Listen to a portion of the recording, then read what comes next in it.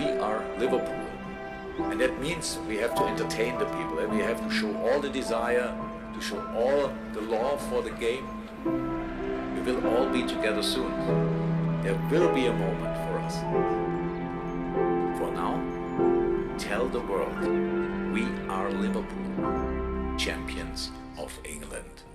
Hello humans, welcome to the M Word, the Manx Sports podcast brought to you by Martin. That's me. Matt. That's him. Hello Matthew. Virtually seeing each other again. Yeah, well, we'll blame Liam for that since he's virtually not flown back to the Isle of Man. Yeah. Thanks for joining. I wish I could. Yeah, thanks for having me. No, pleasure. Appreciate taking a bit of time out of your day. Just first of all, a quick shout out to our sponsors, billboards.am, digital advertising. The guys got, I say it every week, billboards in town. Just get your name, get your brand out there, get in touch with the guys, go and see the guys at billboards.am. So just on the intro clip there that Liam won't have heard was a clip which we're just indulging really, because it's a clip that was released just after Liverpool won the title. We're obviously here to talk about football mainly. We're all Liverpool fans, so we thought, screw the rest of the world, we're playing a Liverpool clip. So that was You Never Walk Alone in there as well. So well deserved. Yeah, exactly.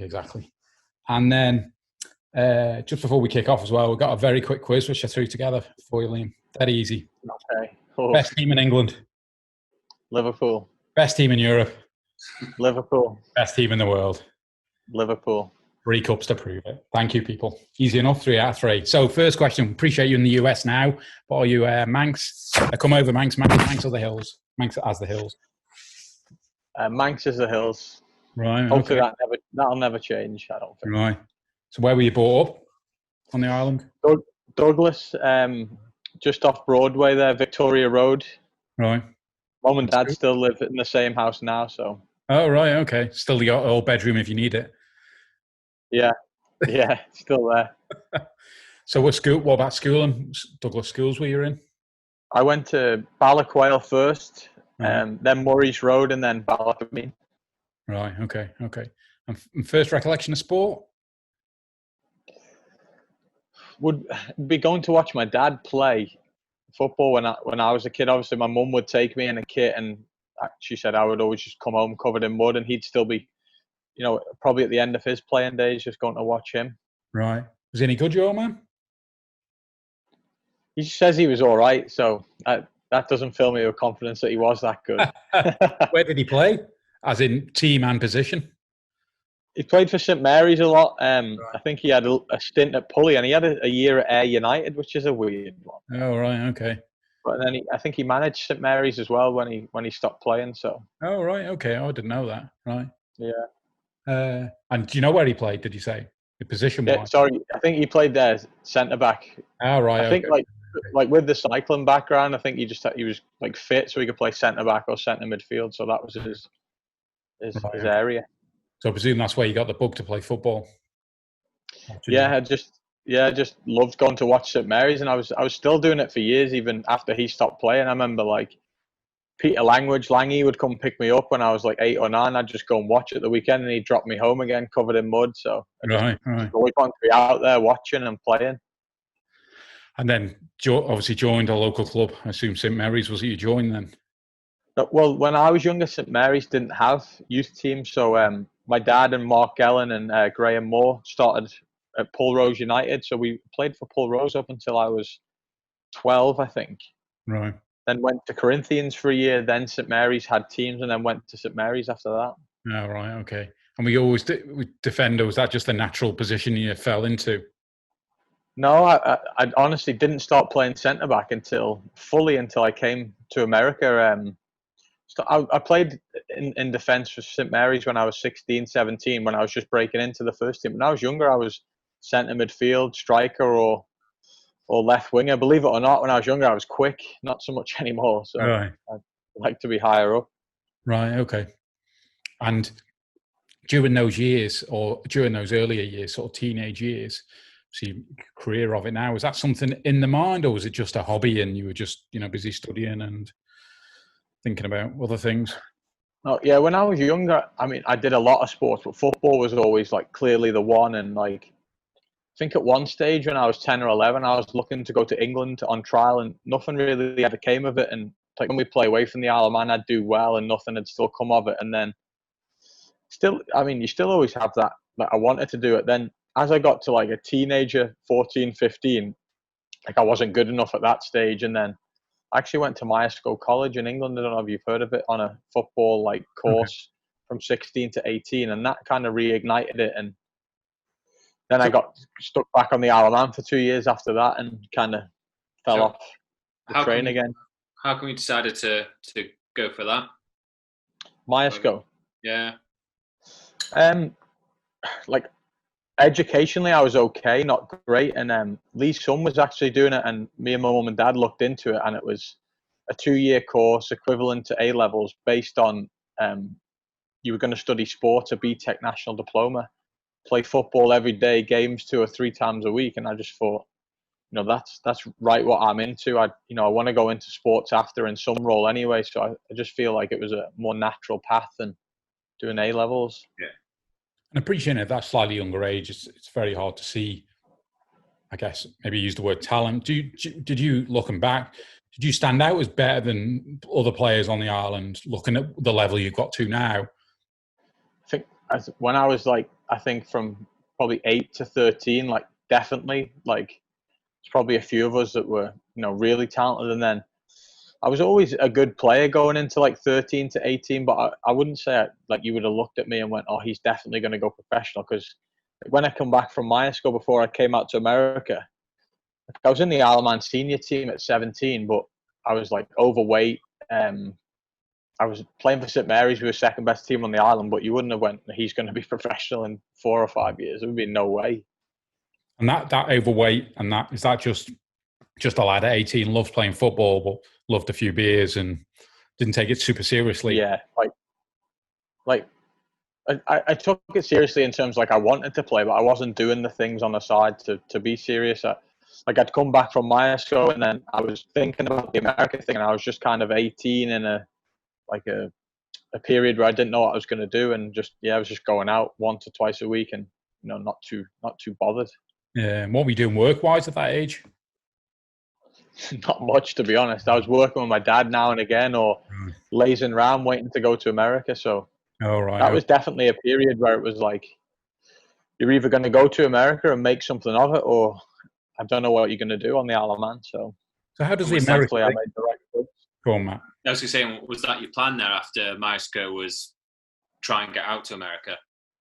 Well, initially I'd been accepted to Leeds Met University on a sports course, and I was going to go. And then in the summer, like Jack McVeigh and Connor Doyle were home from America.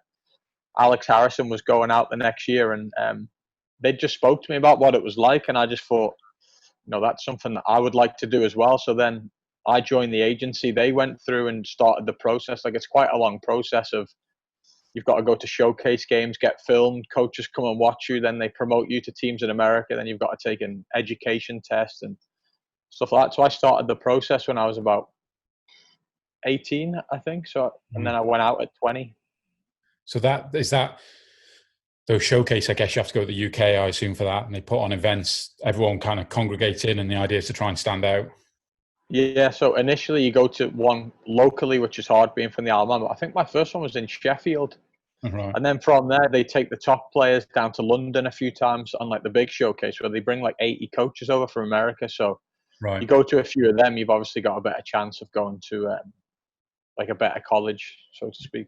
Yeah, so I was going to say, those coaches that are coming over there, they're college coaches looking to recruit.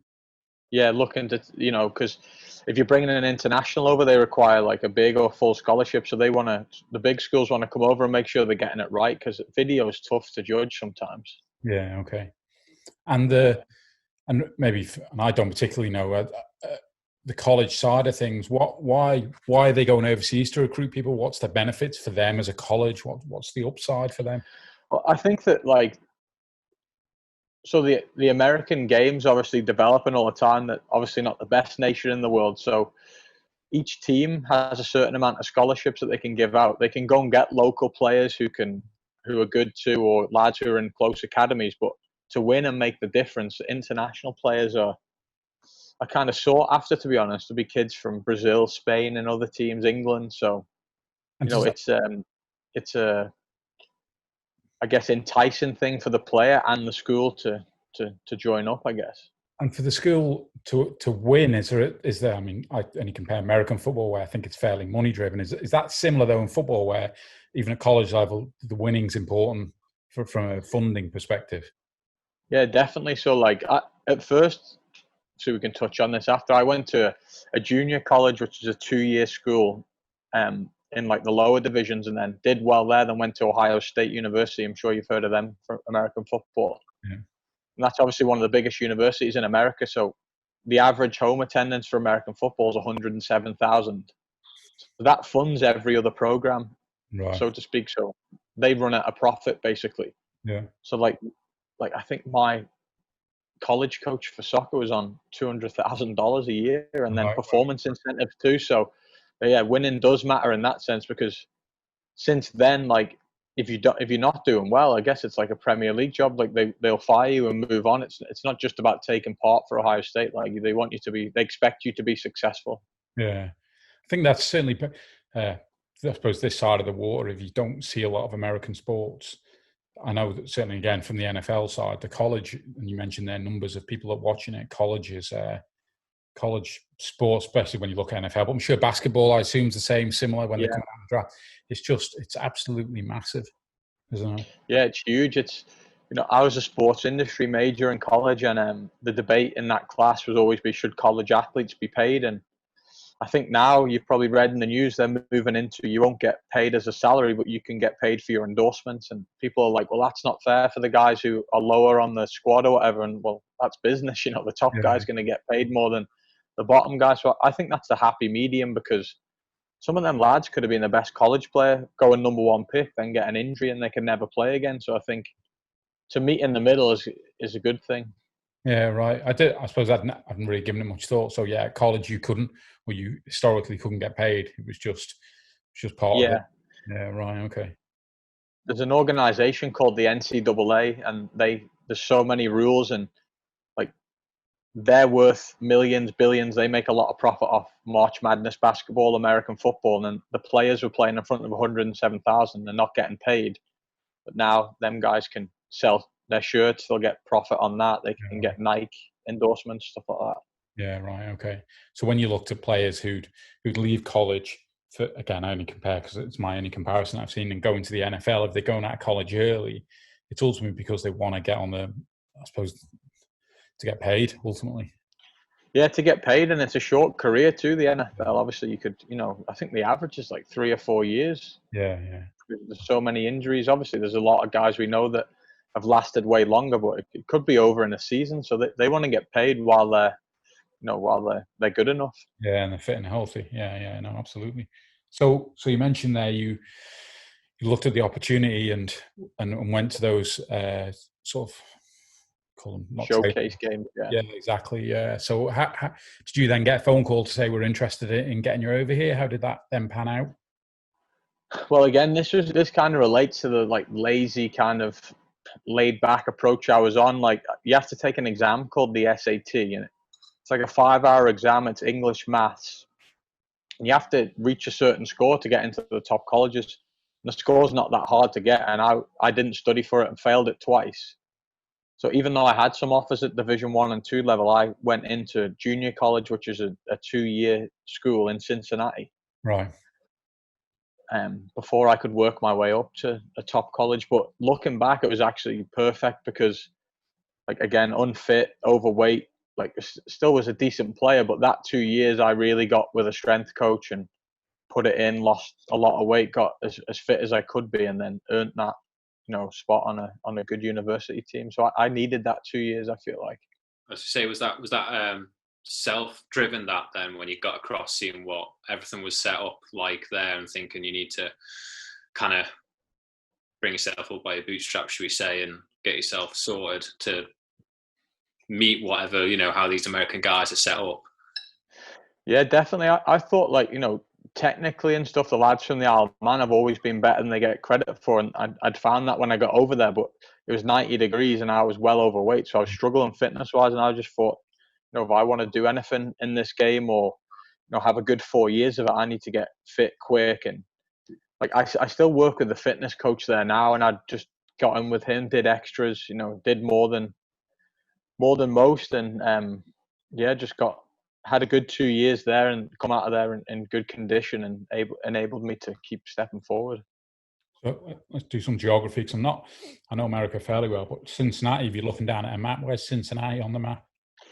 It's like Midwest, so I'm in Tennessee now. Cincinnati's like 7 hours north of here, just above Louisville. Okay. Kentucky, just below Columbus, and then Michigan's above that. So. Oh right, okay, Midwest, right? Yeah. So so that first transition to go into the States, because I assume when you came back to the island, were you living at home at this stage, or had you moved out? Yeah, no, I was living at home with mum and dad. That's quite a big step to go to Cincinnati on in essence on your own. Yeah, well, I'd gone to England at Myerscough at 16, and I grew up a lot doing that. That was tough, but it's only England. You're only a boat ride away. But going to America was it was massive, because I think originally, obviously, I didn't come home for the first 4 months. Obviously, only come home at Christmas, and the first month or two were tough because like I was struggling fitness wise, obviously, as we've touched on a lot, and the team didn't start that well, and I was like, like you do as a young kid, this isn't for me, and I was close to throwing in the towel, but thankfully I didn't. Right. And those, I presume you're living on campus, I guess, start with, is it? Yeah, so the junior colleges are a lot smaller. We lived in apartments just across the road from campus, so yeah, right, basically. Okay. So then it's study, train, and you kind of then get into that mentality of that's all you're doing. Yeah. So in Cincinnati, we'd train in the morning, classes late morning, afternoon, then evenings to yourself to do your coursework, lectures, or like, because I lived across the road to our fitness center was in there, so it was just another bonus of walk across the road and can do extras after you've done, your studying or whatever. And was there much? I suppose much is in the college is there a big diversification of people from different places, as in not just America, or with primarily American students and a few international ones. So Cincinnati, obviously a local, smaller college, was full of local people. The only internationals would be some people on the basketball team and on our football team. Right. Then when I went to Ohio State, that's 60,000 students, and people from all over the world were there. Obviously, UK, there's a lot of Chinese students, a lot of Asian students as well. There's people from all over the world coming there to study in their speciality subject. So just to box off Cincinnati, where were you playing there? Where did you play? So I played mostly centre midfield at Cincinnati, and I did play a bit at centre back as well. But at that level, when I got fully fit, obviously it wasn't a great level. It was okay. I could do more in midfield, so I was more effective in there. But going up the levels, I'm definitely was more suited to playing centre back. So doing a bit of both. So not that I'm trying to make you pick now, but which do you actually prefer? I feel like I couldn't. I mean, when I go back and play for MIFA, I've played, a few times. I've played midfield for them, and I do like it because you do more, you get involved. But I'm much better at the back. I mean, to play midfield at a professional level, you've got to be like so good. Just to go back, actually, just to the Isle of Man days, did you playing for the Isle of Man? How, do you recall how many caps you've got for if they call caps in the Isle of Man? I assume they are as well. I think I have 5 for the FA team, and then I'm not sure how many I've got for the MIFA team. I think maybe around 10. So, right. I was in the squad when it was probably one of the strongest squads ever, with like Johnny Myers, Sean Quay, and that Chris Bass were on their peak, and I'd be in the 16-man squad just to sub. I wouldn't play much. I'd get on a little bit. I don't even think I ever started, but it was just at 17. It was good to be in and around it. We were going away a lot. We'd won the NLS Cup, and that squad was strong. Like the training was brilliant as well. There was like 25 lads down there, and the standard was really high. Right. Yeah, I think when we chatted to Paul Jones, he mentioned some of those names you mentioned there. Yeah, them boys are still going to it. They're still some of the best players on the island now, and they're like 35, 36. So testament to them of just they're still doing it. Yeah, still hope for you, Matty. With your 2 left feet. Yeah. So Cincinnati and then into Ohio, how did that come about? You presume how does that transition happen? Do you come towards the end of the 2 years and then look at options? Do they headhunt you? How does that all work?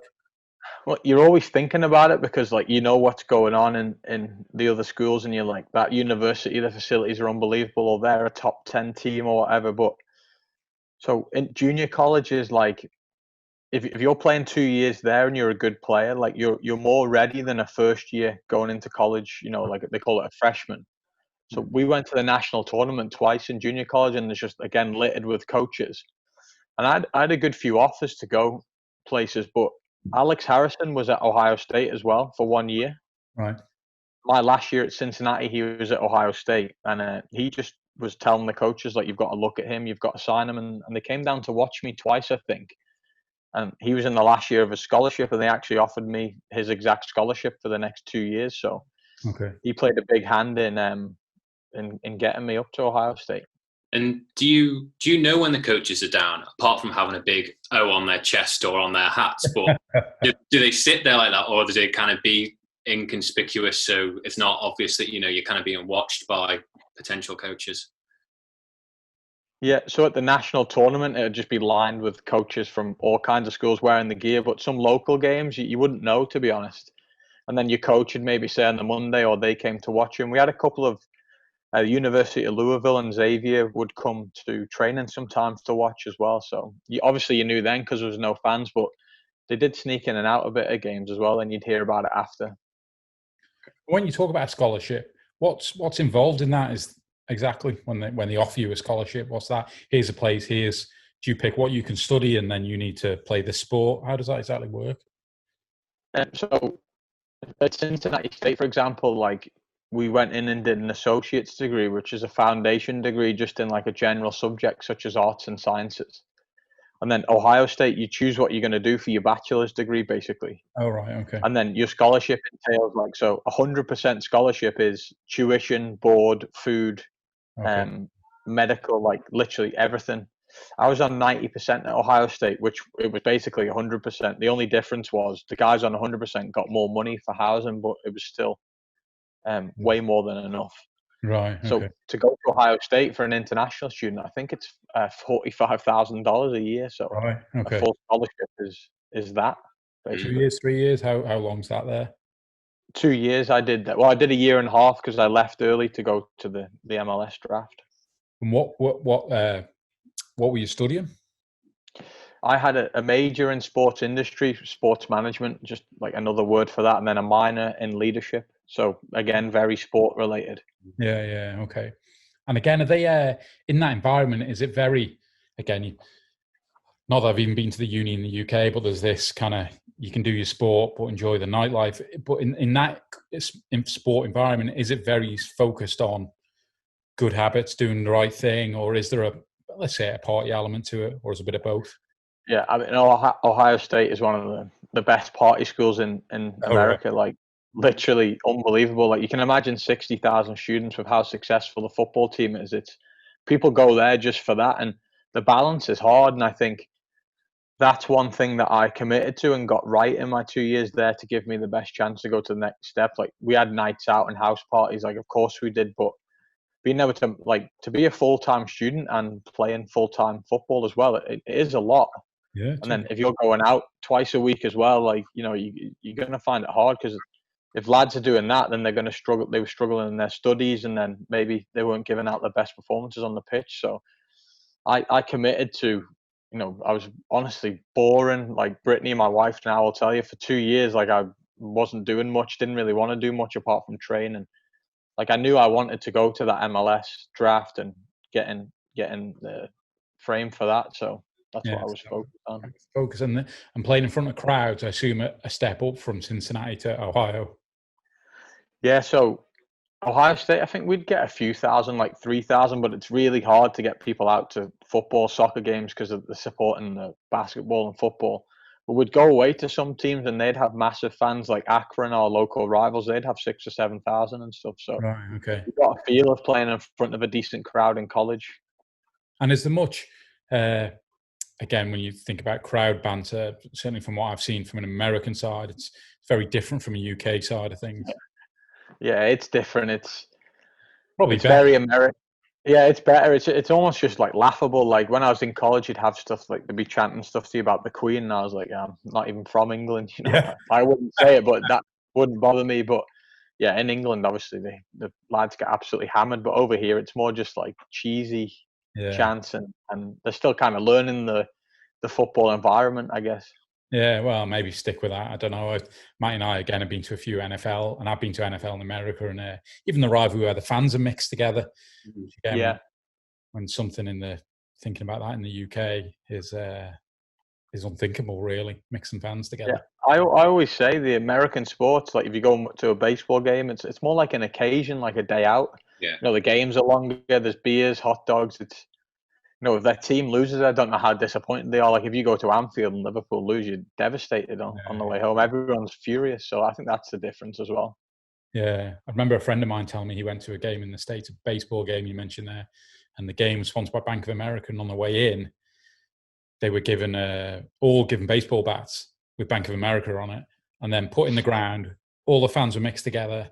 Beer was cheap as hell, and it was just everyone getting hammered. And you think, right, load of beer, fans mixed together, and free baseball bats for everyone. Yeah, Sounds imagine that down Anfield Road, or you can't even have your bottle and the cap on the beer at a Premier League game, can you? So So no, I think the Americans might have it right. In fairness, yeah. So the you mentioned there about the focus on getting into the draft. Yeah. Again, maybe describe for people, again, Matty and I are semi-familiar with NFL draft and how that works, but how does that whole process work? So, like every year, like just to lead into it, like in America's that big. Ohio State's Division 1, so that's the best division in the country. But there's 206 Division 1 football teams.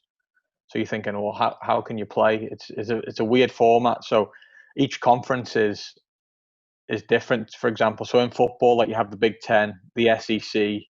They're the big ones. And fortunately, at Ohio State, we were in the Big Ten, so you're with like some of the best ranked teams in the country. So it goes from 1 to 206, and then you'd play your group games 10, your conference, and then you play 8 or 9 out of conference games, and the best 64 teams would go to the national tournament. So being there enabled me to be playing against the best teams as well, against the best players, to get that all helped to go into the next level. So like at the end of the year, there'd be team of the year for your conference, national team of the year, and in America, you'll probably know this, like stats themselves, like they're obsessed with stats. So every week you're trying to make team of the week, team of the year, and that all leads into going into the MLS draft. And like we were talking about before, the college, like some of our big college games were littered with MLS coaches, like everywhere in the crowd as well, like 2 or 3 from each club, and like you felt like every game you were going out, you had to play well because there's someone watching you for the next level. Right. And that draft process, that then is, do you put yourself forward and go, I want to go in the draft? Again, from my limited experience of the NFL, you put your name forward basically to go in the draft. Well, everyone's available. So the seniors who are done with college are obviously, they're all available for the draft. Whether you get picked or not is a different thing, or whether you want to, but you're available. The young lads who get offered to go early, they're contacted directly, basically, because they'll be on a guaranteed deal going into the draft, or they'll just go anyway because they're taking them out of college young, so they think they're going to be, the next big prospect. So what happens? Go on, sorry. No, please go on. What happens at the end of the college year is they invite the best 64 players to the MLS Combine that they think from the whole college system in the US. So every division, so there's Division 1, 2, 3. There's junior college Division 1 and 2. Then there's NAIA. So there's hundreds of thousands of players that are available. But being in Division 1, obviously they're looking more there because that's usually where the talent is. So I think you need 3 votes to get in. So 3 teams need to recommend you to go to the draft. Obviously, some players will probably get 30 votes. Some players might get 2 and never know. You get an email in December saying you're invited to the MLS draft, and then you get a call off the MLS. They arrange your flight over there. Spent a week down in Florida at like a training camp and draft training situation. Yeah, so then again, they're bringing you in there. So everyone who's had 3 votes or more goes down to Florida, assuming they want to obviously be drafted. You're then doing skills, doing training, doing exhibition stuff again to show the coaches, I guess, are all basically like a meat factory. You're lined up, looking at what's on show. Yeah, it was like 6 days I was down there for total in Fort Lauderdale, Florida, and you do fitness testing, like speed, agility, stuff like that. Again, very American. And you'd be split into teams and you'd play 3 days in a row, 11v11. Right. So it's sponsored by Adidas, obviously. So there's Team Ace, Team X, and something else. And you just play and they'd evaluate you on playing. But the tough thing about that is, like, being a defender, you're playing with lads you've never played with before. There's no relationships. It definitely favors the attackers, because you imagine a De Bruyne going out there or something, just playing a free game, like, he's going to dominate because he's going to get on the ball and just do his thing. Whereas it was tough as defenders, because, again, no relationships, and you just kind of stuck together with lads you don't know. Yeah, right. So that is literally, they picked a team of 11. How is that picked? Is it just someone from the MSL draft within that organisation going, right, you 11 here, you 11 here? So what they do is they get top college coaches. So you'll have 2 coaches each team. Right. They'll obviously pick each team position specific, so it makes sense. So our squad had 14 or 15, and in 3 games in 3 days, obviously you can't play all the games. So the college coaches would give everyone a fair amount of time in their position, keep rotating you. They just set you up as best as they could to perform, basically. How did you find those games? Because were they against people you'd previously been playing against, or was it people you didn't really know? Like, was there was a real high standard in that? Yeah, so I knew a lot of the lads either through playing against them or just from seeing them do well at the top team. So, like, we had some relationship. Like, I had lads on the team who I'd played against. No one was there from my college either, so that was a bit tough. But you get to know other lads as well, and you just basically playing 11v11, and then by day 2 and day 3, you've got into it, and you know each other a lot better. You stay in hotels, I assume. Yeah, you stay in a hotel. I shared with an English lad who was at Clemson University, Paul Klaus. We actually both got drafted to DC. Oh, right, okay. At the same time, yeah. So part of that as well, do they interview you, the colleges? Yeah, you get the teams, the MLS teams interested in you. You'll get a text message saying, or they'll leave a voicemail on your room phone saying, "Hey, I had, like, I think 5 or 6 interviews, and one of them was Ziggy Smith from Seattle Sounders. Can you come at 4 o'clock for an interview at this place?" It's great. It's looking back, it's a very stressful process, because you're putting so much pressure on yourself, and unless you actually go top 10, it's just you go into an MLS team it's basically a glorified trial. Right. Because there's no guarantee you'll make it. Like, obviously, I didn't get signed by DC, so you're putting a lot of pressure on yourself for the draft and then the training camp to come out of it and with nothing, basically. Right. And did you get, for that interview process, do you get any help from anyone else? From your college, do they help you go, look, this is the type of thing they're looking for, this is how you need to, do they help prep you? The college doesn't really. That's one thing that kind of frustrated me about the college. Like, you'd done so well for them in 2 years. We'd won the league and everything, and you kind of just, like, now I do have a good relationship with him. But throughout that period, it was like, right, he's gone now. He's all right. He's on his own. But obviously, I had an agent. Right. They're down there. My agent was down there too, so they've experienced it with other players, and they're definitely a good help to advise you on what to say and what not to say. I remember getting interviewed by Colorado Rapids, and they were like, right, first game of the season, we have LA Galaxy, Mark and Robbie Keane, what are you going to do? And I was just thinking, like, it's kind of it's a stupid question, really, to ask a young lad. That's the kind of stuff they're asking. I'll ask yeah. I was just like, yeah, that's it. They were the kind of questions you were getting asked, and then they obviously wanted to know a bit about you and your background and experience, but there was some daft questions in there. Yeah, I've heard of stories in the NFL again where, again, the questions they ask the guys vary from, they might be, I guess, tactical questions to just really random things to try and not catch them out, but see what, in unusual situations, what their reaction is. Because what you're made of, so a little bit. Yeah, characteristics. Yeah, and your temperament, etc. I guess. Yeah. Yeah, I think the whole draft thing as well. Like now, I have a green card. Obviously, I'm married in the US, so each team has 7 international spots, and Right. I was an international going through that process. So if you think about Zlatan, Robbie Keane, Gerrard are getting brought to the MLS, like to take in a college kid on an international spot is to get Yeah. fully signed. It's tough, because they're for the big European players, really. Yeah. Well, you're fighting. There's X amount of slots overall to be taken. You're actually only you're fighting for Yeah, what 7, 1 of 7. Yeah. Exactly. Yeah. Exactly. So that was tough too, because when the draft did come, like in the Big Ten, I'd won Defender of the Year, and then there was lads in my league who'd went like way before me, and I was thinking like, how's this going on? Like he's going to New York Red Bulls, pick number 20, and I didn't go to like pick number 60. Yeah. And Right. obviously looking back, that all plays into it as well. Like it would be nice to go back through it, in hindsight with a green card and not being international just to see. But I mean, it is what it is. Yeah. Right. So is that again?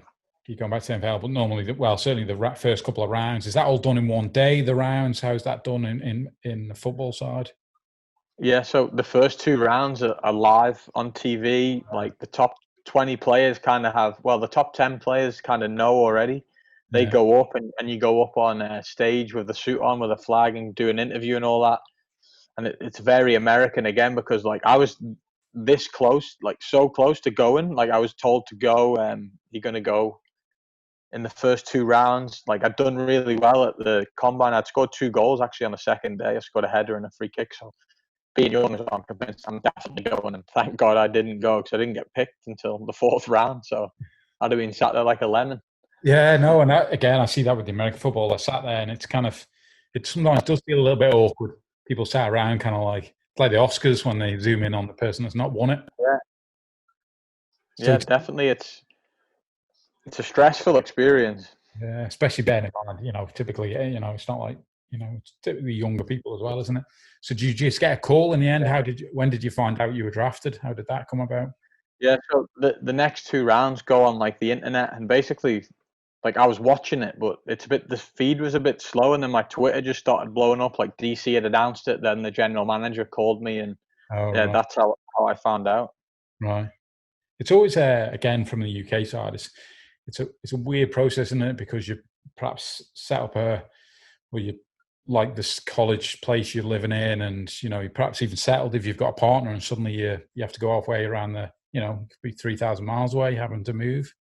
Yeah, so obviously then from there I was still at Ohio State, like had an apartment on campus, and then it's a decision: do I leave college early and go and pursue this, or do I just stay in college and then maybe wait and try and go after? So I obviously did leave early, and I was in camp with EC for like 3 weeks, and then at the end he was like, you've done pretty well. You're not going to start here though. You might not even be in the 18-man squad, so we're not going to sign you on an international spot. So Right. from there it got really stressful for like a month, because like my student visa was up.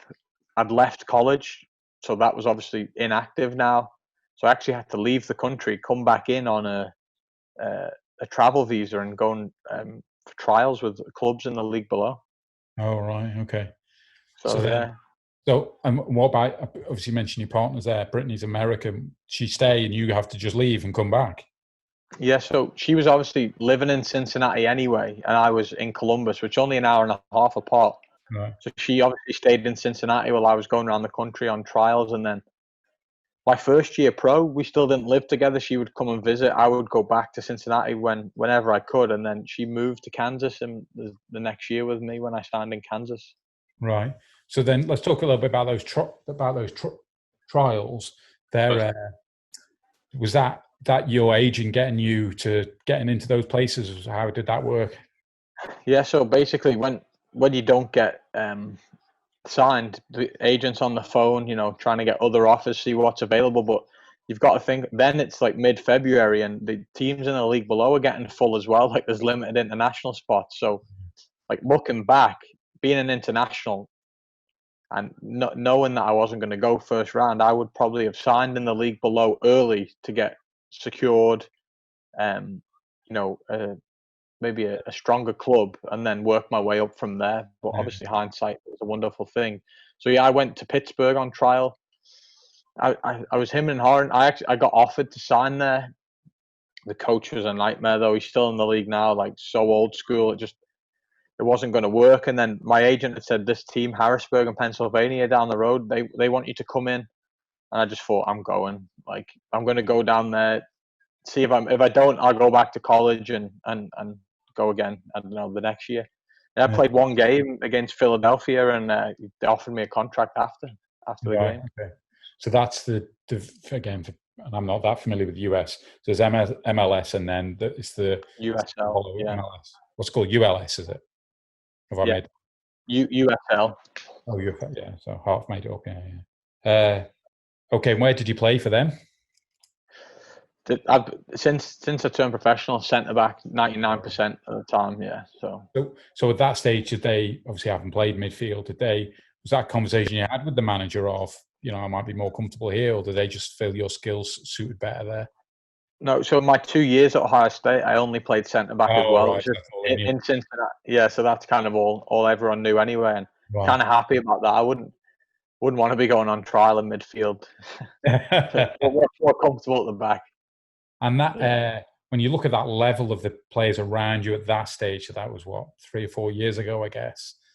What was your views on the level? I presume you obviously never felt out your comfort zone, or generally you felt comfortable in that zone. But well, in MLS, I still think it now. Like the top 5 or 6 players on each USL team could be on an MLS squad. Whether you play or not is a different conversation. But what tends to happen in MLS is that there's a lot of lads who have been there when the league was older and maybe not as strong, and they kind of just stay in the MLS, and they move from team to team, and they'll be a reserve player. So I did think that even at DC, I could have been on the squad, could have got signed, but I probably wouldn't have played. And being an international obviously didn't make sense. So the USL was obviously a drop down from that, but it was again probably something I needed to get games as a pro. So then you're looking at, do you go to a Liverpool in the Premier League and never play, or do you go to, I don't know, Derby County in the Championship and play? I played my first year, played 34 games or something. So yeah,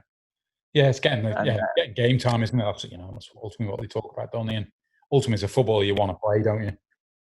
Yeah, I want to play, and you always, no matter where you are, an element of you is always happy when you're playing. That's what you want to do. Yeah, it'd be nice to be on an MLS squad, but not playing every week. I mean, it would be tough. And that you mentioned about doing one of your courses on leadership, and is that something you very much try and apply when you're on the pitch? Again, often you see a centre back as a it's often, not often, but fairly often the captain as well, because they can see what's going on in the game. Is that I'm not sure through the other, which we'll come on to the other places you've played, but have you certainly the leadership side? Is that something you've taken on? Yeah, so like recently, definitely, like when I was a younger pro, like my first or second year, I'd probably just be playing for me and of course, trying to get my next move, But I mean, as you said, part of being a centre back, you got to be vocal and lead anyway, naturally. But I think now I'm moving into that role more. I was vice captain at Nashville last year, and at Memphis, I'm in the leadership group and stuff. So I mean, hopefully one day soon I'll captain a club. That's definitely something I'm aiming to do. Yeah, okay. And for you, again, I guess captains are many different from the the Wayne Rooney who does it one way to other captains that do it other ways. What's yours? How do you lead by voice, by actions, bit of both? What's your style? Yeah, I'd say a bit of both. Like I moan a lot. Anyone will tell you I've played with that. I'm a moaner, but not like overly vocal, probably vocal enough, but just try and like work hard, just lead by example a bit. You look at like I think Steven Gerrard, John Terry was more of like body on the line leader. Gerrard just played and led by example by winning games on his own. So yeah, I think as a centre back, as I said, I'm vocal a bit, and I think as a leader as well, just trying to be there for everyone in the dressing room. Like I've played for captains that are kind of non-existent, and I think just being available is a big thing. Just even to chat to the younger lads, give them advice. Always feel like you're approachable as well. I wouldn't want to be a leader that everyone just thought, oh, he just wears the armband. Yeah. No, is it? I think it is. It's the same in any walk of life, isn't it? But yeah, you always want to, especially youngsters, and especially if you've been through an experience where if you're younger and you sometimes need an arm around your shoulder for someone to go, no, you're doing all right, lad, or whatever, or just advice on where to position yourself and stuff like that.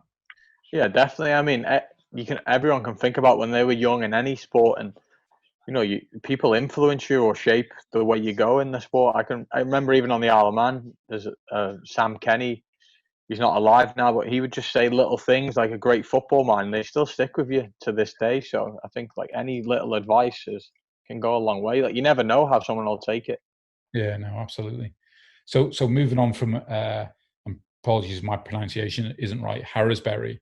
Harrisburg, sorry. So I told you it wasn't. You moved on to where?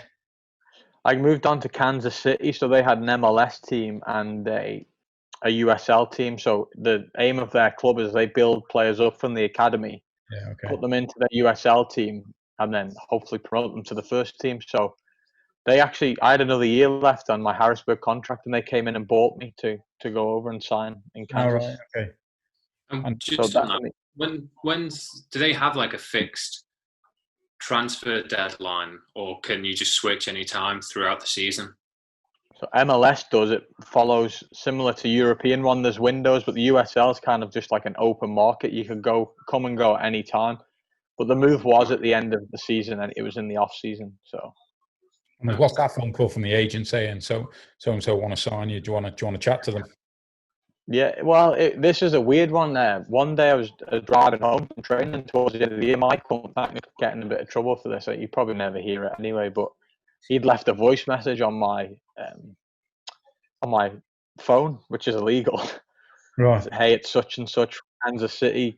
Can you give me a call whenever? And then you're automatically thinking, what's going on here? It must be something. And called him back, and we'd had initial chats that they'd watched me, scouted me for a while. They thought I'd fit their system. I was 23.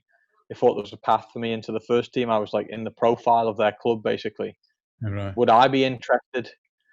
And like, it's one of the best clubs in America. Like, I was like, of course I would. And then my agent gets involved and works out the deal with the clubs and stuff. Yeah, right. Why is that? I don't want to dwell on that part too much. Why is that not allowed? Is he not? They have to go through agent or the school, the club, rather than you direct. Yeah, because I was under a guaranteed contract, so they'd have to approach the club first, rather than me directly, because it's like tapping up or tampering or whatever you want to call it. But yeah, it's just like a sample. It'd be more of a big deal in the European leagues or whatever. But. Yeah.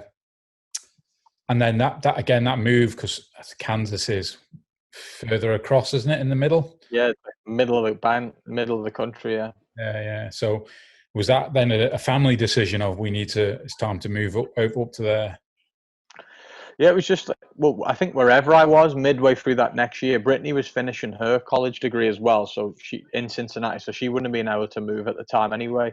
All right. So it was a case of like wherever I would have been at that time, then she was going to come anyway. And right, like this is kind of my second bite at the cherry at MLS as well. It was almost like I have to take this move and give the MLS another go. And plus, Kansas had come second in the USL the year before. They'd split into East and West. They'd won the West, went to the overall final, and lost in the final. So, in terms of level of the team, it was a step up as well.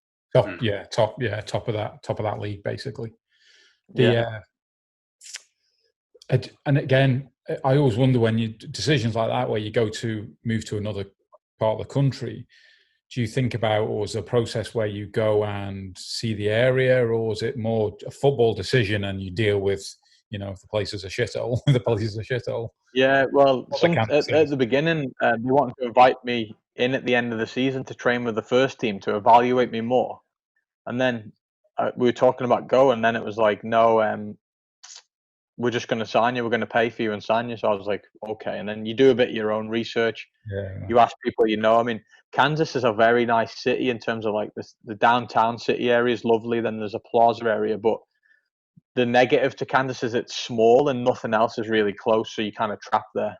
Okay, right, yeah. But again, for playing football and doing what you need to do, it's perfectly fine. Yeah, again, in some ways, that's not a bad thing. You can just go and focus on Yeah, football, can't you? Yeah, okay. yeah.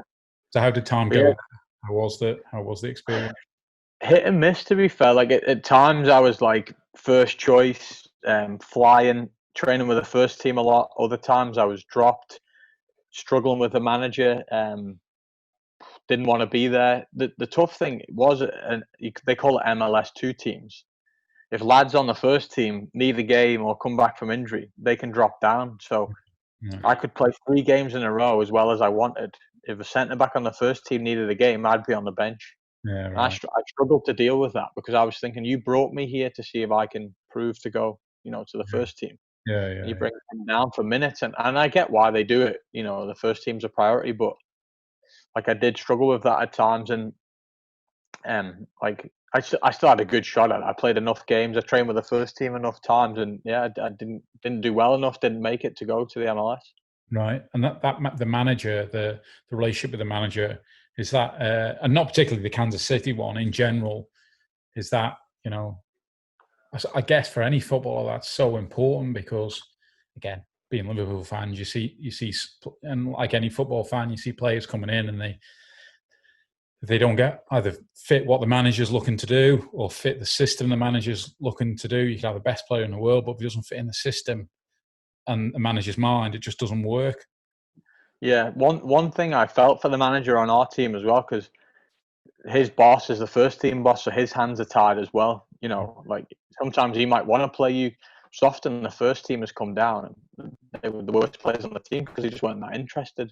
Yeah, But right. he'd have to play them. But the problem I had with our manager is like he was Portuguese, Serbian, like unbelievable football man, like tactically the best I've ever had, training sessions the best I've ever had, but very cold character.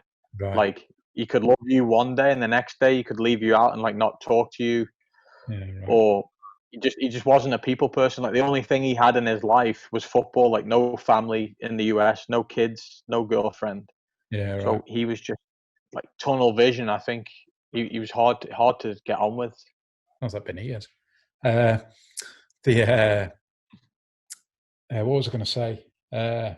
Tactical wise, there you talked about tactics. What would differentiate him from another manager when you talk about tactics? How are they, for a layman that doesn't quite kind of see? Yeah, well, I think the philosophy of Kansas's club is possession based, like wide, expansive 4-3-3. Fit, athletic forwards, put technical players in the deeper positions, moving the ball. So to be recruited there, you have to kind of fit that profile anyway. Yeah. So like every day, like to play in a system like that is enjoyable. Like we would dominate possession every game. We'd lose some games on counter attack, but there's some games that I'd be having like 120 passes in a game, which is a lot of passes for Yeah. any defender. And it was just a great system to play in. He'd come from Benfica B manager, so obviously Benfica, Portugal's a big club, like another good philosophy. So like tactically and his sessions and his football mind, he was brilliant. Like you could learn a lot off him. That must be exciting again when they're looking to recruit you and that's their philosophy, irrespective however you felt it worked out to get that opportunity to go to that type of. I guess Yeah, definitely. You probably to play in that type of system.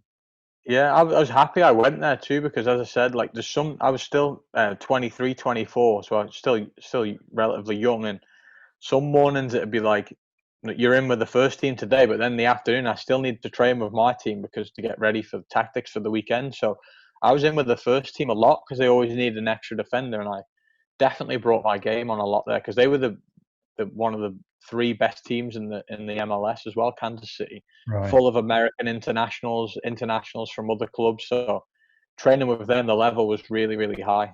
Yeah. Okay. Yeah. And just to go back to the point earlier about 7 internationals only allowed in, I assume that's just the Americans obviously trying to bring their own footballers through, and they don't want to swamp the market with overseas players. Yeah, that's exactly it. They obviously the national team's not the greatest in the world, and to create players, they need to be playing. So obviously, I'd got married by this point, so I had a green card. So doors started to open up for me again. Like when I went to Kansas, it was like one of the questions in the negotiation was like, Liam has his green card, doesn't he? Yeah. So way easier to get. Options just You start fall out of that international bracket the moment you get that green. Yeah, just a domestic player now. So all right, okay, thanks interesting. Brittany for that. And then what happened to sort of move on from Kansas? How did that end, and where did it go to next? So it's basically like, you're there to make the first team, and we actually won the league in Kansas again. We won the West. We went all the way to the final, lost again in the final. So our players were sought after, and it was like, is he going to the first team? No. Well, there's no point in staying there then. Just because again, you could get into that situation where you're playing some weeks, and then the first teamer takes your spot. Yeah. And now they've actually gone very young, so they're more academy, and like the team's younger than it's ever been. So the technical director who brought me to Kansas then went to Nashville to start a new franchise. And again, he wanted me to go there, so he brought me to Nashville. Right. Okay. So I signed a 2-year contract in Nashville, and then we moved from Kansas to Nashville. But like living in Nashville, like one of the best cities in America. I don't know if you've ever been, but like to live there was like, when you heard about that team was coming, it'd be like, oh, I'm definitely interested in that team because one of the best cities around. And when they're obviously creating new teams, how do they get, for want of a better word, a spot in the league? How would that? So it's a franchise fee. Okay. So basically, Nashville is set up as a franchise, and they'll pay to join the league. Right. But they'd already put in an MLS bid as well, so they want to start in our league for 2 years and then move to the MLS. So again, they paid a franchise fee for ours, and then an MLS one. They're actually in their first year in the MLS now. Oh, right. Okay. Right. So there's no promotion relegation. It's all franchises. But I think our league, because we have a league under us now, is going to get into promotion relegation one day soon, hopefully. Right. Okay. So was your thought when you went to Nashville, they've got this project of starting with, I suppose, in the League One, as I call it, it's not the right term, that here's the opportunity when they go for the MLS franchise, to potentially further down the road, that opportunity to step up again. Yeah, definitely. That's the sell. And again, that was my third bite at going to MLS, and kind of towards the end of that. And now it's like, as a young player, you're always aiming to go to the MLS. But now I'm kind of happy, and I'm happy in this league. This league's growing all the time. It's a decent level. It's there's more money coming into it every year. So I think the MLS thing, like one day if it happened, but it's kind of at the back of my mind now. It's right. It is what it is. 4 years, did it? If you don't mind me asking, did it? Obviously, you're chasing that. Let's call it that ambition. Is there a point where you just kind of accept it's not likely and just, I'll just play football. I enjoy playing football. If it happens, great. It does. Yeah. If it doesn't. That's kind of where I'm at now. So obviously, the first year in Nashville was probably my best ever season as a pro. And like, again, hindsight's a wonderful thing. If they would have went in January last year, I think I'd have went. Right. Just based on that year I had. And then football's football, sport's sport. I didn't quite have the same year. Things happened. A lot of new players came in. Things were a bit different. And ultimately, I didn't play as well either. And it didn't happen. But I think, looking back, I think after that first year, I think I would have went. At that opportunity. And then yourself in regard to, looking at as you're getting older, as we all are you getting better at looking after yourself, training better? Do you, again, I always think wisdom comes with age. Is that something you continue to try and improve? Yeah, definitely. I think I can tell every year that I've got better. Like I'm 28 now, so just coming into my prime, I'd say, as a footballer. Like for the past starting college to now, I've been like rarely drink, try and eat healthy, train hard. So touch wood, I've never had an injury as a pro. Don't want to jinx that, but I think that goes a long way as well. Being consistent and available. Yeah. And with games you improve as well. Like you can train all you want. I'm sure same in other sports like cycling, like racing, you improve. Getting them experiences. So I think I've been lucky in that sense that being healthy and available has been a big factor. Yeah, I was going to ask that question about injury because that's certainly, again, as a 28-year-old, not to have had any major injuries is. Yeah, I dislocated my shoulder in college, but like you can be back from that. My shoulder is not fully the same, but shoulder in football, like 4 weeks out, I was all right. So nothing that's kept me out or hampered me anyway. Yeah. And training wise, I mean, during the season, is training intense or is training a lot more about just maintaining a fitness and a strength and doing tactical stuff and pre-season. Yeah, definitely. When you get into the meat of the season, especially in like Tennessee or even anywhere in the US, it's so hot that you're just focusing on the game. You're getting enough in the week to be prepared for the game. Like you do all your bulk work in pre-season, maybe one hard day a week. But like in Nashville, I played 37, 38 games. So I was basically playing, recovering, going again the next game. Yeah. Again, we go back to Liverpool, but that you talk about that in the height of the, and I guess it's with any club any club where they're playing regularly, certainly 2 games a week, that in between that, the training is more just about a bit of stretching, a bit of jogging and a bit of... Bit of gym work. And I actually swim. I try and swim a lot. I can't at the minute because pools are closed, but just twice a week swim, just something like 30 lengths, just to stay loose and just stay away from like more upper body weight, just more natural fitness. So loosens you up as well. Yeah, okay. Yeah, so cool.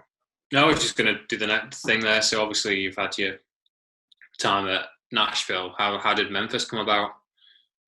So again in Nashville, like it was weird with the coach in Nashville. Like last year, I started the season flying. I was vice captain. The captain was injured for 3 games, so I captained the team.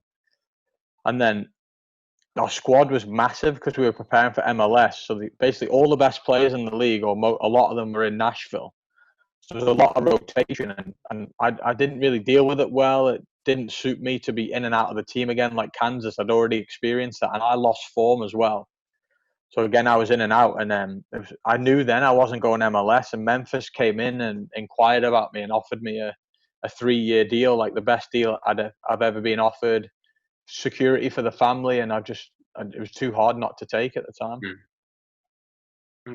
So not that you might want to stay, but do you get those sort of calls often then out of the blue where someone's seen you at a game, calls and just says, by the way, we're interested? And throughout your time, I understand that you obviously didn't take them because you had your current goals or things like that, but do those sort of opportunities present themselves quite often then through, or even for yourself or other teammates here and whether they can say, I've just had a call from so-and-so about potentially moving, or, does that go on a lot?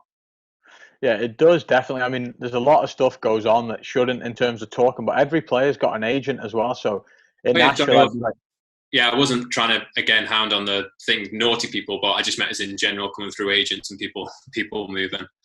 Oh yeah, definitely. For example, the situation in Nashville, I'd be like to my agent, like, I'm not going MLS here. I'm not playing every week now. Is there anything out there available? And he would say to clubs, like, Liam's available. And then all of a sudden, Nashville would also say he can speak to clubs or he can't. But that doesn't always happen either. But yeah, then your agent would start putting the feelers out, I guess, and just seeing what's out there. Again, my geography, Nashville to Memphis, they're not a million miles away, are they? 3 hours south of Nashville, Memphis is. So then again, that's a family move. Brittany, just accept that's part of life, I guess, moving on. Yeah, well, this one was harder than ever because, like, Nashville, she loved Nashville as well. She had, like, a great job there. She was just nannying for a nice family, 2 kids. She was happy, settled. And so when we came to Memphis, we actually bought a house. And then, obviously, we've had a child ourselves now as well. But it's been kind of a weird year because we've experienced Memphis, but it's been a boring year because you can't really do much because everything's locked down, So I think wherever we were now, it would be a tough year anyway because everything's so limited. Yeah. And season's due to start in a few weeks. A week today, our first game is, Yeah, appreciating this might be out in a week and a half and you might have been kicked off already. How is training and quote unquote pre-season? So originally, we came back in stages. So we'd do individual training on the pitch, like in groups of 10, or in your own section. Then we'll go into still in your group of 10, but you can pass together, you can shoot and all that. And then now for 1 week, we've been in full group training. So you can imagine we'll only have like 14 days to prepare for a game, which is not a lot. No. And then tested regularly? Tested once a week, yeah. Coronavirus tested, obviously, and expected to isolate like you would in phase 1. Right. Essentials only. And though, having met no one that's been tested to this point, is that Is that a temperature test, or what is the test for? So every day we have to fill out a survey, and they'll take your temperature on the way in. But the actual coronavirus test is with a cotton bud, Oh, and you'll right. go round one nostril 10 times and round the other one 10 times. Right. There's ones that go up higher. This one's just like a Right. mid nasal one, which is not bad at all. Into your brain. Yeah. Do you? And again, you see, are you? Again, I think there's a couple of footballers sitting in the UK where they're just not willing to go back. Does that, Yeah. What's your feeling? Obviously, the fact you're training, but would you prefer not to be doing it, or you just accept it's a risk you have to take? No, I like there's two sides to it, because like I feel like the league's done well and the players' union's done well to get. We're in the best case scenario of playing or not playing. Like if you talk about the Premier League, for example, I think that's probably the safest place in the world right now. Like tested twice a week, they're kind of in their own bubble. But I'm for playing. Like I was itching to play. It's hard not playing, but there's players with families have health conditions, or maybe the wife's pregnant, which I fully understand why they wouldn't want to play. But these younger pros who are kind of saying, "Oh no, I don't want to play the rules or this or that," like I really don't understand that, because money might be less in the future because everyone's impacted economically. I just feel like if you are fit and available now and you have no family that you're going to affect, I think you should be doing everything you can to enhance your career. Yeah, right. Yeah, and I presume obviously you talked there about moving to different places, and Brittany Folney obviously signed a 3-year contract. Must have been Liverpool scored a good appeal to. I'm a bit behind you. Yeah. Oh, right. Sorry, I've just ruined it. It's all right. It's good news, though. It's good news. Yeah, exactly. Yeah. Get in. Sorry, go on. Yeah, signing a 3-year contract must be great, because you've got that stability. You pretty much got that stability now for 3 years in regard to where you live as well. Yeah, definitely. That's why we bought a house. I mean, so to give you an insight into USL contracts a little bit, like obviously the money's not as good as MLS, but the way they make it up is usually you get free housing. So whenever I've played in teams before, they've given me like an apartment and they've paid for it for my contract. So you can either do that or get an equivalent housing stipend. So one of the stipulations I wanted to come here was I could get a stipend amount every month, so I didn't want to bring up a kid living in an apartment complex, get a house, get on the market basically. Yeah, right. And then, looking ahead, the future you mentioned there, perhaps mentally maybe parking MLS to one side. Is that now you're just play as often as you can, enjoy the game, continue to learn? Will coaching be something you look at longer once the career comes to the end? Yeah, I'm definitely interested in coaching. So alongside playing, I've coached the whole way through. Like in America, frustratingly, soccer is it's like a middle to upper class sport. It's super expensive. Right. So like we've benefited from that in a way to go out in the coaching world. But when I was in Harrisburg, I coached in the academy there, an under-12 girls team, doing some private sessions on the side. Same in Kansas. In Nashville, I just did like completely small group sessions off my own back. And here I'm helping a club as well in the under-15s team and doing my badges on the side, because I want to be as prepared as possible for when I do stop playing to make the next step, because I'd love to coach professionally or be in the technical side, like doing the contracts or recruiting, scouting players. That's definitely what I want to do. Yeah, right. And when you talk about badges, is that similar to what you might see in the UK? Or Europe? Is the FIFA badge? Would it be a FIFA badge? Is that how it works, or is it different there?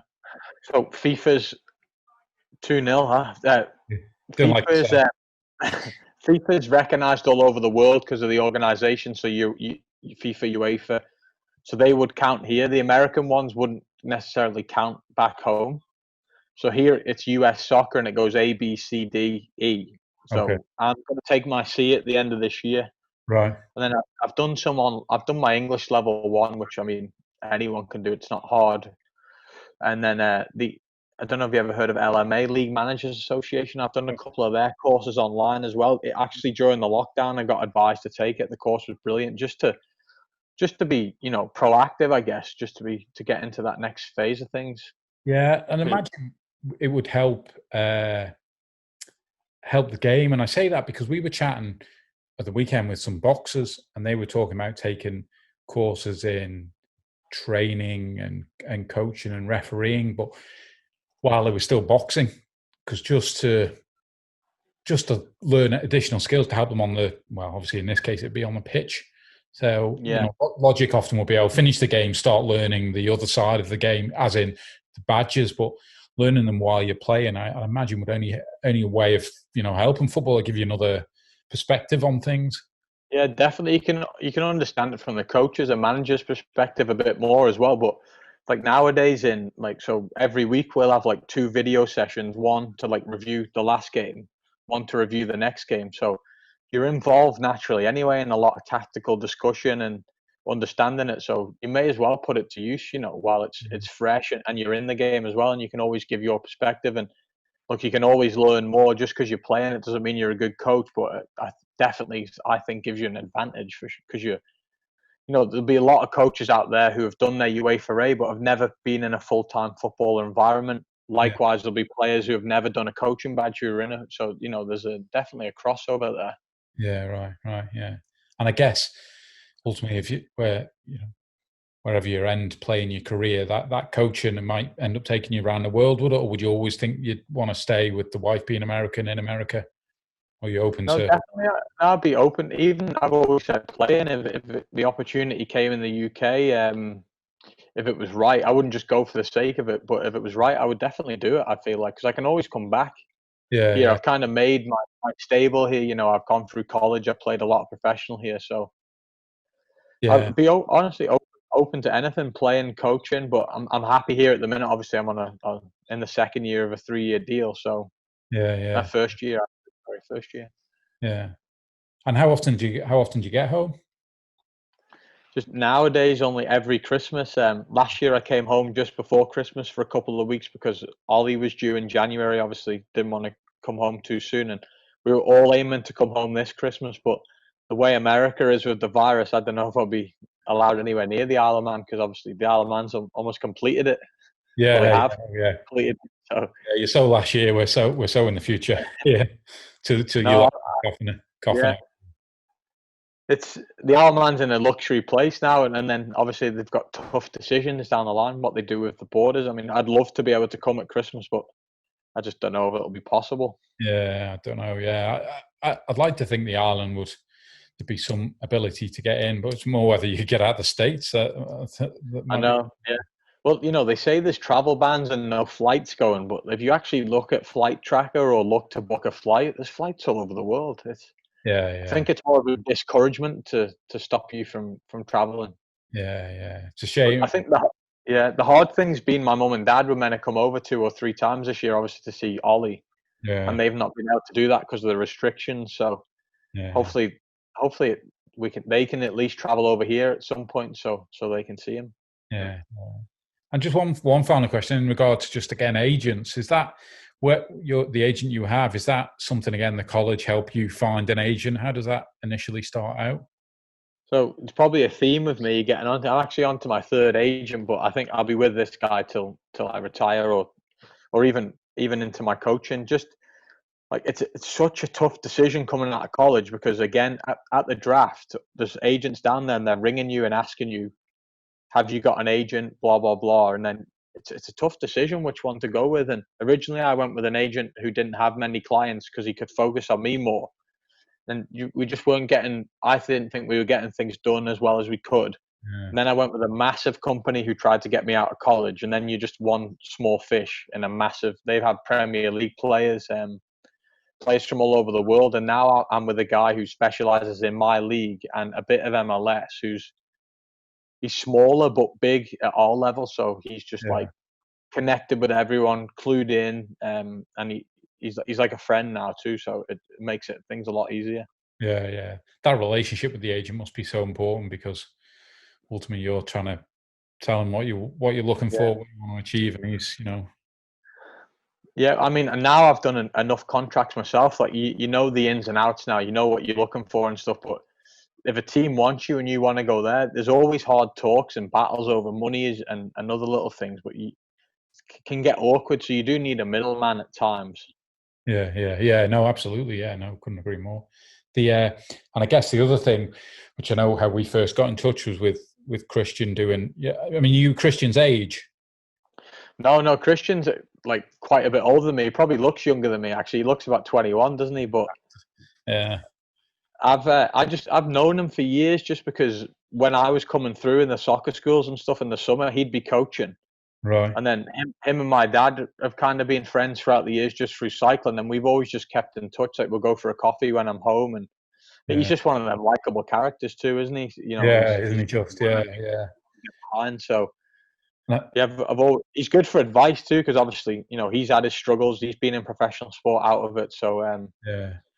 he's a good person to talk to. Yeah, no, he is, and obviously some of the celebrity videos that went around. I think ultimately the ball got rolling with a couple that you kindly sourced through the guys you know. I know Tim Howard's with you guys. Is he general manager there now?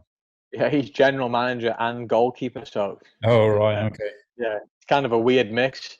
Probably, you know, unique to American sports, but it's actually been good to have that, because he does separate both roles, and he did make that clear.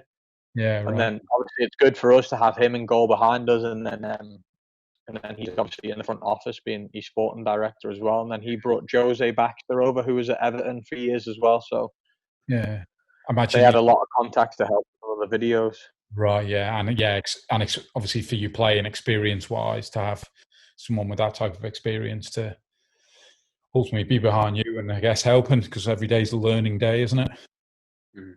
Yeah, definitely. And he's 41 now, so obviously he's not as quick as he used to be. But just in terms of like technique, information, and how vocal he is, like to have him behind you every he doesn't train every day, obviously because of his age, but in the games is definitely an advantage, and it's a good experience. I had a similar experience in Nashville. We had a goalkeeper called Matt Pickens. He was 37, MLS 10 years.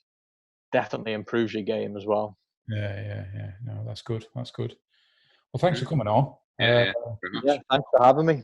Yeah, no, a pleasure. Good to chat. Just what other American sports do you follow? Just as my final question. I do like basketball, watching now and again. I like watching LeBron James or Golden State with Steph Curry and them. Yeah, right. Baseball, hate baseball. Right. Brittany's family's big into it. It's just too slow and boring for me. Football's okay. I never fully got into it, but big golf fan as well. Like to play golf, like to watch golf. So You play golf as well, did you say then?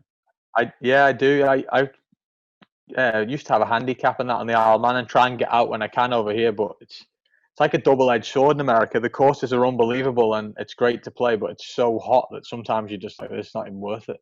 Yeah. Well, like we said just before we came on air, that Manx skin won't work out there. In No. No. Especially with no hair. That's why we've all got caps. Yeah, caps on. Cool. All right. Thanks for joining us. It's been much appreciated. Yeah, thanks, guys. The American side of things as well. Yeah, definitely. Yeah, keep going. I enjoy listening to it. It's good. Cheers. Thanks. Do you want to check it out, Matty? Yeah.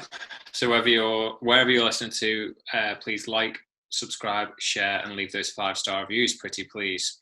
On social media, Facebook, we are M-Word Podcast, Twitter, Manx Sports Pod, and on Instagram, we are the M-Word IOM. Cheers, Matty. Thanks, a few sexy people, for letting us get into your ears. It's word out from Mon. And word out from Matt.